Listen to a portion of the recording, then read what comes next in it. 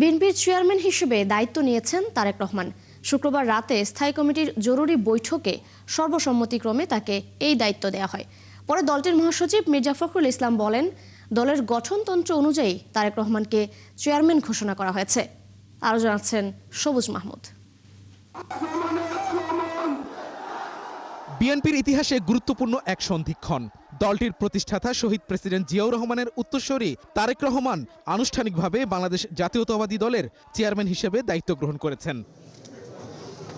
শুক্রবার রাতে গুলশানে দলের রাজনৈতিক কার্যালয়ে অনুষ্ঠিত জাতীয় স্থায়ী কমিটির এক জরুরি সভায় সর্বসম্মতিক্রমে এই সিদ্ধান্ত নেওয়া হয়। আমাদের দলের গঠনতন্ত্র অনুযায়ী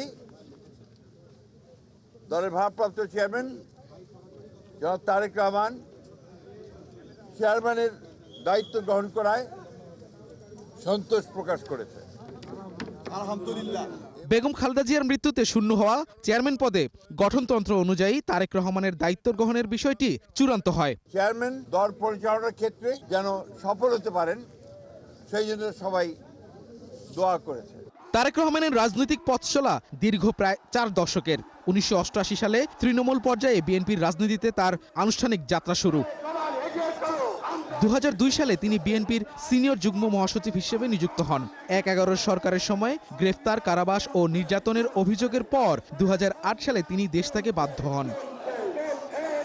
2018 সালে বেগম খালেদা জিয়া কারাবন্দী হলে দলের গঠনতন্ত্র অনুযায়ী ভারপ্রাপ্ত চেয়ারম্যানের দায়িত্ব নেন তিনি। সবুজ মাহমুদ, 71, ঢাকা।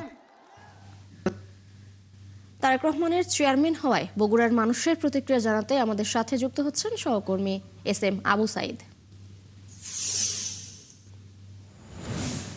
সাইদ, তারেক রহমানের চেয়ারম্যান হওয়ায় বগুড়ার নেতাকর্মী ও সাধারণ মানুষের প্রতিক্রিয়া কি, তারা কি বলছেন, সর্বশেষ আমাদের সব মিলিয়ে জানাবেন।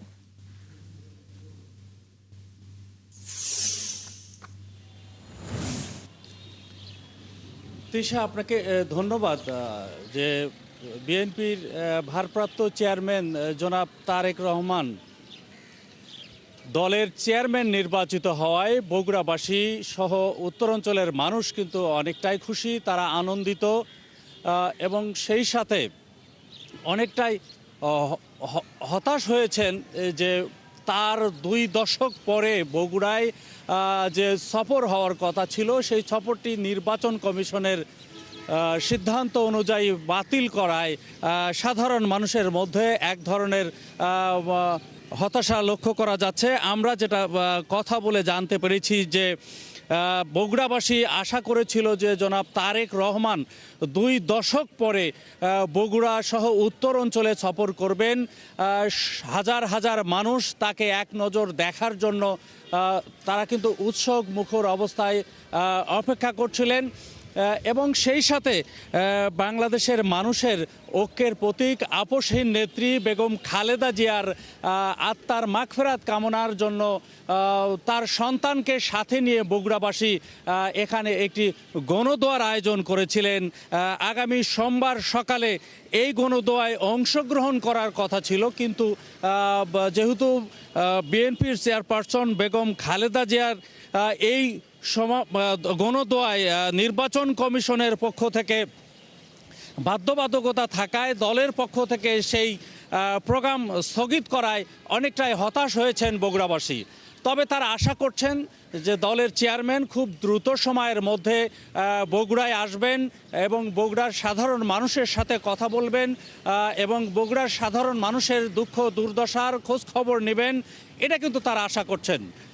তৃষা, এই ছিল বগুড়ার মানুষের চাওয়া পাওয়া এবং তাদের প্রত্যাশার সর্বশেষ তথ্য। সাইদ, ধন্যবাদ আপনাকে আমাদের সাথে যুক্ত হওয়ার জন্য। দর্শক, তারেক রহমানের চেয়ারম্যান হওয়ায় বগুড়ার মানুষের প্রতিক্রিয়া সম্পর্কে জানাচ্ছিলেন আমাদের সহকর্মী এস.এম. আবু সাইদ।